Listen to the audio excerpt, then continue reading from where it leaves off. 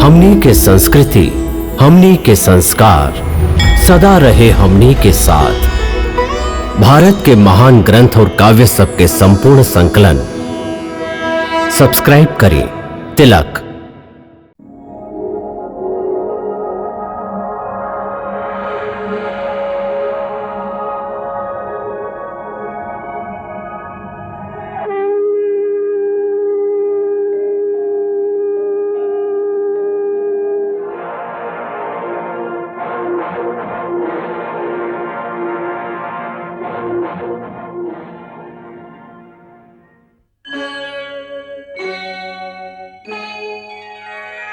कृष्णा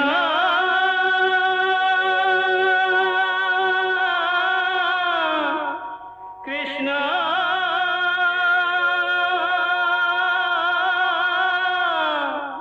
हरे कृष्णा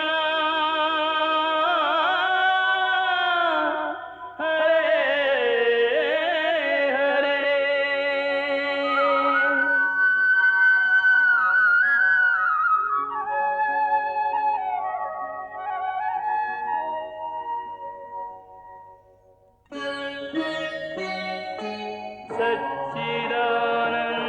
सच्चिदानन्दरूपाय विश्वोत्पत्त्यादिहेतवे तापत्रयविनाशाय श्रीकृष्णाय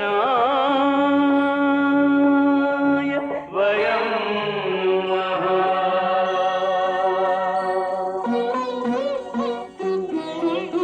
श्रीकृष्ण गोविंद हरे मुरारे, हे नाथ नारायण वासुदेव। हरे कृष्ण राधे कृष्ण कृष्ण हरे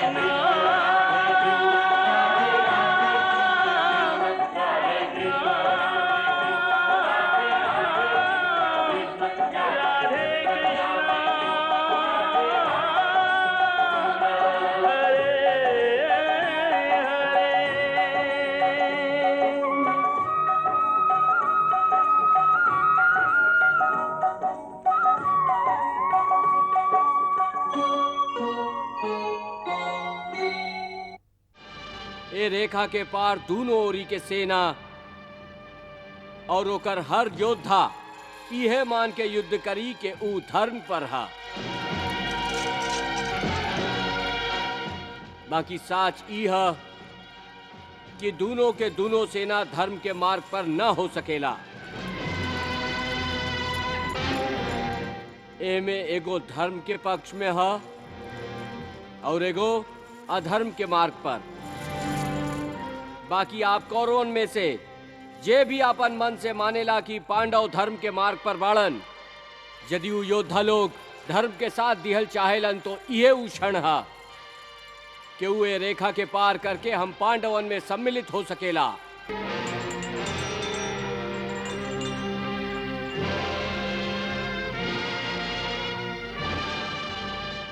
भाई जी,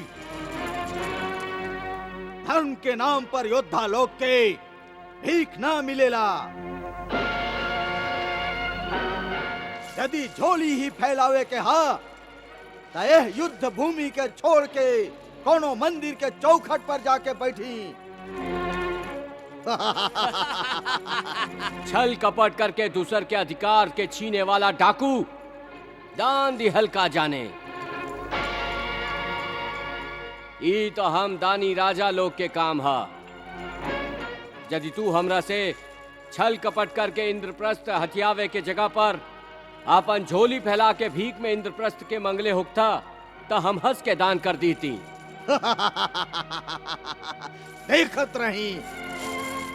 देखत रही सपना इंद्रप्रस्थ के हाथ में कुछ ना आई। नादान लोग के मुंह काहे लागत है। चली भाई जी आई।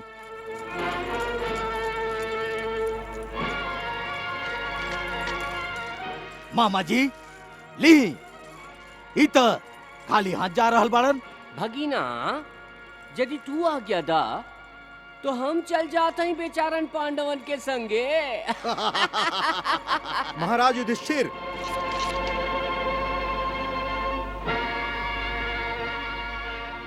भाई जी हम आपके पास आ रहे हैं।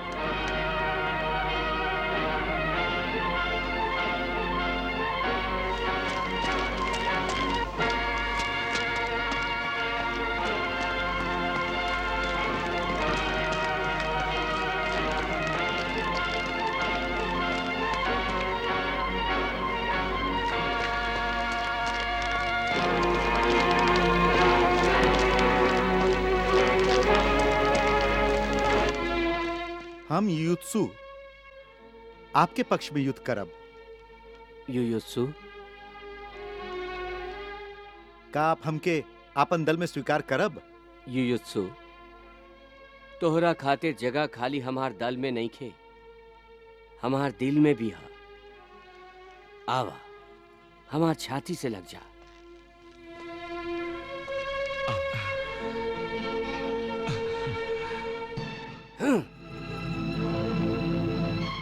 सौतेला भाई आखिर सौतेला ही निकलल। मामा जी ई तो हाथ से चल गई। अरे दासी के बेटा एक जगह टिक भी कैसे सकेला?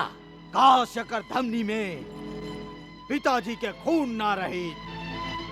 का खाला हमार बेटा हो के युयुत्सु पांडवन के संगे जाके मिल गई। हाँ महाराज। असंभव असंभव असंभव।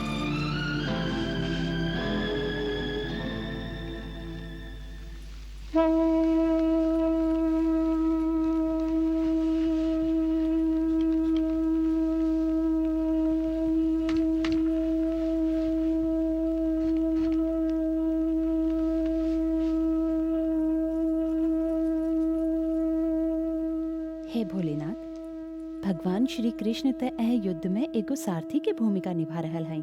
फिर वो कौनो युद्ध से पहले शंख बजा के युद्ध की घोषणा कैसे कर रहल हई? देवी, ई खाली एगो साधारण युद्ध नहीं खे, धर्म युद्ध ह। जे एक ओरी 100 गो दुर्गुण और दूसर ओरी 5 गो सद्गुण के बीच होके जा रहल ह। और ई दोनों के बीच स्वयं भगवान श्री कृष्ण ही धर्म के मार्गदर्शक हैं। देवी, भीष्म और आचार्य द्रोण अनुभव और ज्ञान के प्रतिबिंब बाड़न, जे 100 गो दुर्गुण के दास बन गई बाड़न। पांचों पांडव धर्म, बल, शौर्य, सौंदर्य और विवेक ई पांचों गुण के प्रतिबिंब बाड़न। ई 5 गो गुण के मार्गदर्शन खातिर भगवान श्री कृष्ण के सारथी बने के पड़ल। ऐसे ई धर्म युद्ध के शुरुआत शंख बजा के भगवान श्री कृष्ण कर रहल हैं। ई बहुत गहरा बात है, जे ज्ञानी ही समझ सकेलन।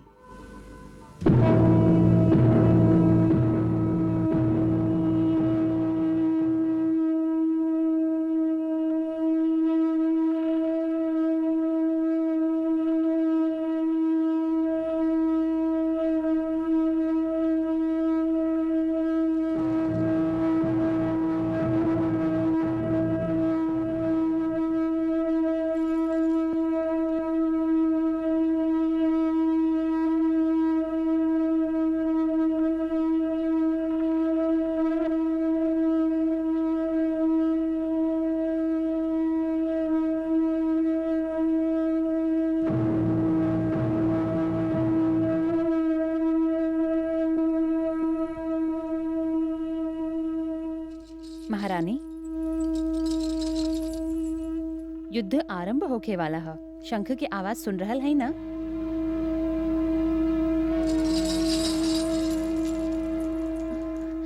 कैसे न सुनब मंगला? खाली ई है एगो आवाज 13 बरिस से हमार कान में गूंज रहल है। 13 बरिस तक हर रात हमार सपना में शंख बजत रहल हा। हर रात हर रात युद्ध के घोषणा हो खेला। हर रात कौरवन और पांडवन में महासंग्राम हो खेला और दुष्ट दुशासन के सीना के अर्जुन के बाण छलनी कर दे बेला। ओकर घमंडी माथा के भीम के गदा टुकड़ा टुकड़ा कर दे बेला।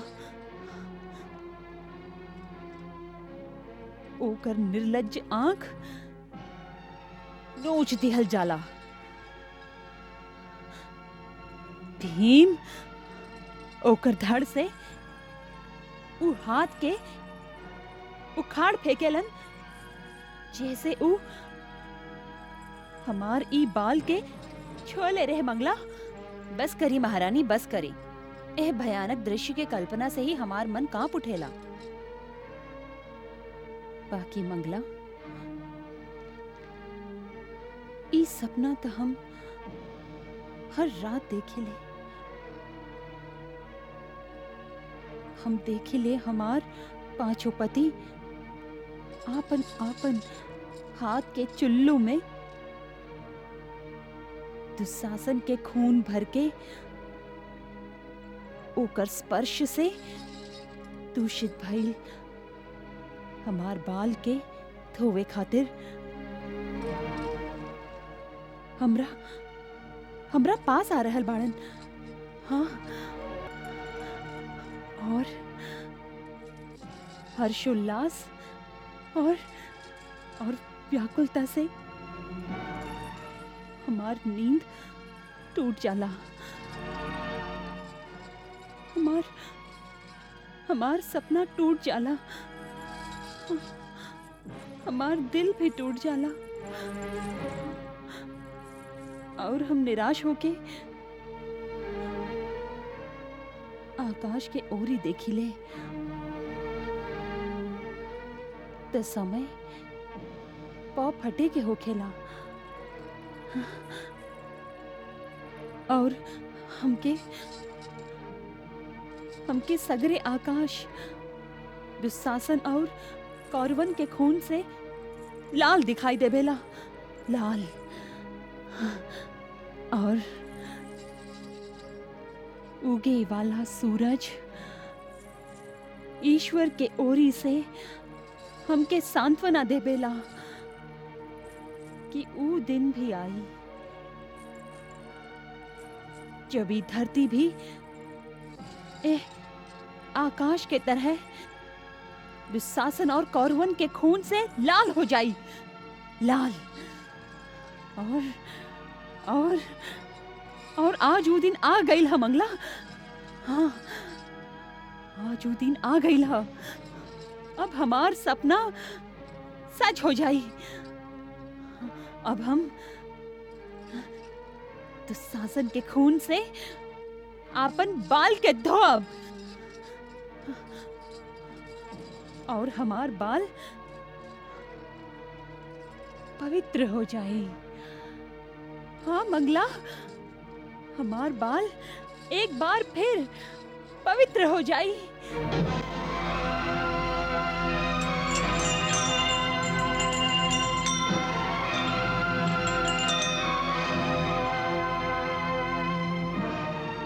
महाराज, अब कौरव लोग और पांडव लोग के बीच महाभयंकर युद्ध होके जा रहा है। पांडव लोग के सेनापति धृष्टद्युम्न आक्रमण के आदेश देवे वाला बाड़न।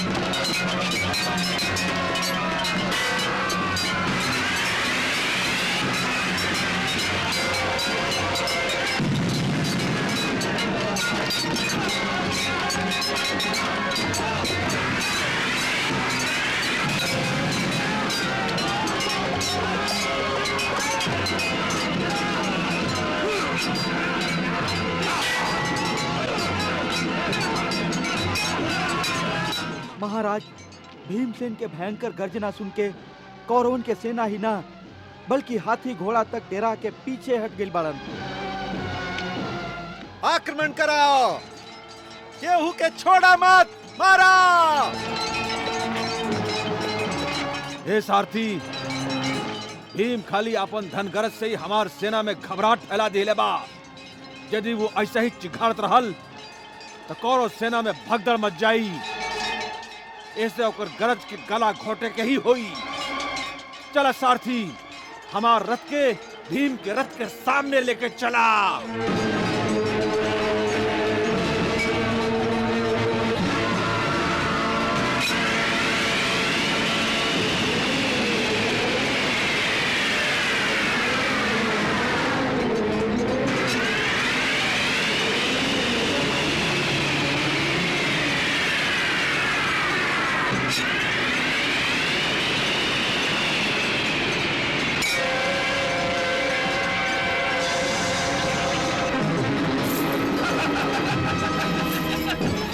जयद्रथ, चीखा मत भीम, चीखला चिल्लाए से युद्ध ना जीतल जाए। युद्ध ता अपन शौर्य, अपन बाहुबल से जीतल जाला। तो के अपन बाहुबल पर बहुत गुमान माना, बाकी जे पुरुष कौनो स्त्री पर अपन शक्ति के प्रयोग करेला वो बलवान होके भी नपुंसक होखेला। भीम, देखला सांस सुन के कैसे तिलमिला उठल बाड़ा तू। याद है ना द्रौपदी के कैसे जबरदस्ती उठा ले गई रहा तू।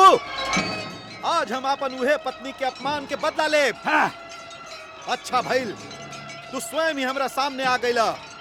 आज तो के केहू ना बचा सकी। सावधान। भीम,